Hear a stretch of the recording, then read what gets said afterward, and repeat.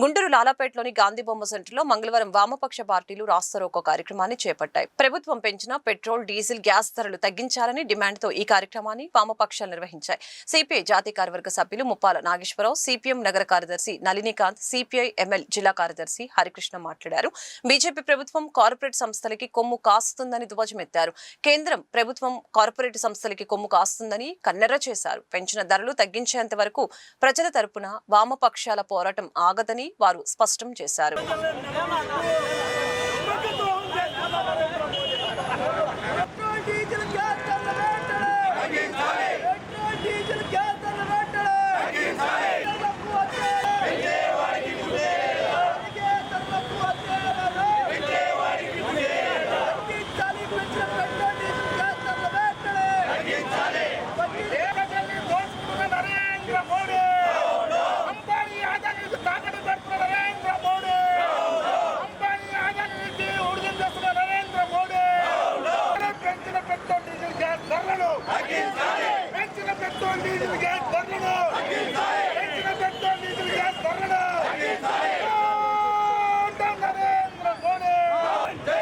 దేశంలో నరేంద్ర మోడీ బాధ్యత రాహిత్యం వల్ల అదానీ అంబానీలకి భారత ప్రజల్ని తాకట్టు పెడుతున్న నేపథ్యంలో డీజిల్, పెట్రోలు, వంట గ్యాసు, వాణిజ్య గ్యాసు అసాధారణంగా పెరిగి సామాన్య ప్రజలకి వెనుభారంగా మారింది.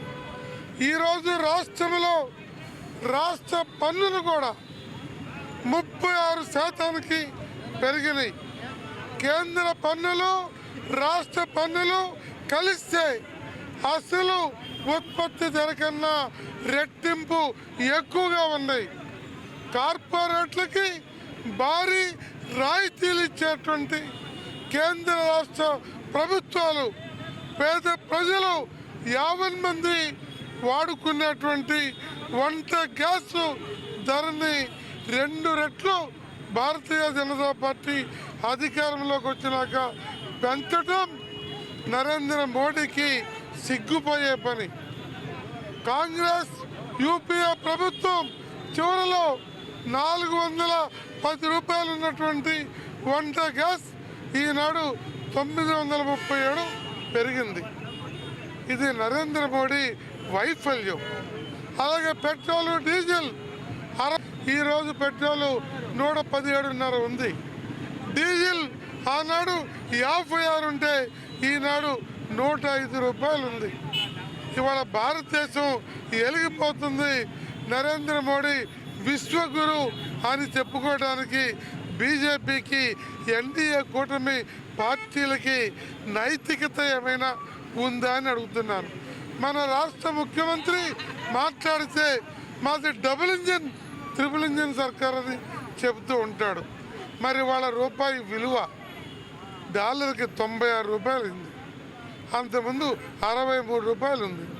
భారతదేశం అప్పు 53 లక్షల నుండి 2,67 కోట్లకు పెరిగింది. ఇది నరేంద్ర మోడీ కార్పొరేట్ అనుకూల, సామ్రాజ్యవాద అనుకూల, సామాన్య ప్రజల వ్యతిరేక స్థితికి సంబంధించి ఈ ప్రభుత్వం దిగిపోవాలి. పేద ప్రజల పక్షాన వామపక్ష పార్టీల పోరాటాన్ని మరింత శక్తివంతంగా ముందుకు తీసుకెళ్తామని హెచ్చరిస్తుంది. పెట్రోల్, గ్యాస్, డీజిల్ ధరలు భారతదేశంలో ఏ రాష్ట్రంలో లేని విధంగా ఆంధ్ర రాష్ట్రంలో ఎక్కువగా ఉన్నాయి. దీనికి ప్రధాన కారణం ఆంధ్ర రాష్ట్రం ప్రత్యేకంగా సెస్ విధించడం.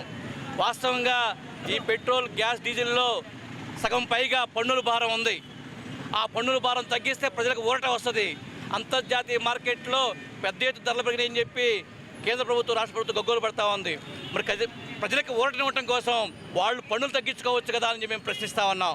అంతేకాదు మన పక్కనే ఉన్న కేజీ బేసిన్లో దాదాపు 20 మిలియన్ టన్నుల గ్యాస్ నిక్షేపాలు ఉన్నాయి. పెట్రోల్, డీజిల్ దొరుకుతూ ఉంది. వాటిని మహారాష్ట్రకి, గుజరాత్కి అంబానీ తరలించుకుని వెళ్తా ఉన్నాడు. దానిలో సగభాగం ఆంధ్ర రాష్ట్రకి ఇవ్వాలని చెప్పి ప్రణాళిక సంఘం చెప్పింది. వాస్తవానికి ఆంధ్ర రాష్ట్ర ముఖ్యమంత్రి గారు సంపద సృష్టిస్తా అని చెప్తా ఉంటున్నాడు. కానీ సృష్టించబడిన సంపదను మాత్రం ఆంధ్ర రాష్ట్రానికి తీసుకోవటం లేదు. దీనివల్ల ఆంధ్ర రాష్ట్రంలో గ్యాస్ 200 రూపాయలకి ఇవ్వచ్చు. ఆ అవకాశాన్ని ఆంధ్ర రాష్ట్రం ఉపయోగించుకోవట్లేదు. అందుకని అంతర్జాతీయ మార్కెట్లో ధరలు పెరిగినా ప్రజల మీద భారాలు పడకుండా చేసే ప్రయత్నాలు పాలకులు చేయాలి. కానీ దీని అవకాశంగా ఉపయోగించుకొని కార్పొరేట్లకు వరాలు ఇస్తూ ఉన్నారు, పేదలకు భారాలు వేస్తూ ఉన్నారు. అందుకని దీన్ని తీవ్రంగా వ్యతిరేకిస్తూ తక్షణమే పెంచిన పెట్రోల్, గ్యాస్, డీజిల్ ధరలు తగ్గించాలని చెప్పి డిమాండ్ చేస్తూ ఉన్నాం. వామపక్ష పార్టీలన్నీ కూడా దేశవ్యాప్తంగా ఆందోళన చేస్తూ ఉన్నాయి. ముఖ్యంగా మోదీ ప్రభుత్వం కార్పొరేట్ కంపెనీలకి, బడా పారిశ్రామికవేత్తలకి లక్షల కోట్ల రూపాయల అప్పుల్ని రద్దు చేస్తూ, రాయితీలు ఇస్తూ ఈరోజు పేద ప్రజల మీద, సామాన్య మధ్యతరగతి ప్రజల మీద ఈరోజు తీవ్రమైనటువంటి భారాన్ని మోపింది. 5 రాష్ట్రాల ఎన్నికల తర్వాత దాదాపు వంట గ్యాస్ కానీ, కమర్షియల్ గ్యాస్ కానీ, పెట్రోల్, డీజిల్, సిఎన్జి ధరల్ని విపరీతంగా పెంచినటువంటి పరిస్థితి ఉంది. మోదీ ప్రభుత్వం ఇచ్చినటువంటి హామీ ఏదైతే ఉందో ప్రజల మీద భారాలు మోపనని ఆ హామీని పక్కన పడేసి ఈరోజు దేశంలో ఉన్నటువంటి కోట్లాది మంది ప్రజల మీద ఈరోజు తీవ్రమైనటువంటి భారాల్ని మోపింది.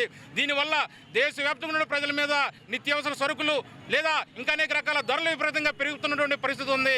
ఈ ప్రభుత్వాలకి వామపక్ష పార్టీలుగా మేము ఒకటే చెప్పదలుచుకున్నాం, మీరు పెంచినటువంటి పెట్రోల్, డీజిల్, వంట గ్యాస్, సిఎన్జి ధరల్ని తక్షణమే తగ్గించండి. లేదంటే దేశవ్యాప్తంగా కూడా పెద్ద ఎత్తున ఉద్యమానికి సిద్ధమవుతామని కూడా ఈ సందర్భంగా ఈ ప్రభుత్వాన్ని హెచ్చరిస్తాం.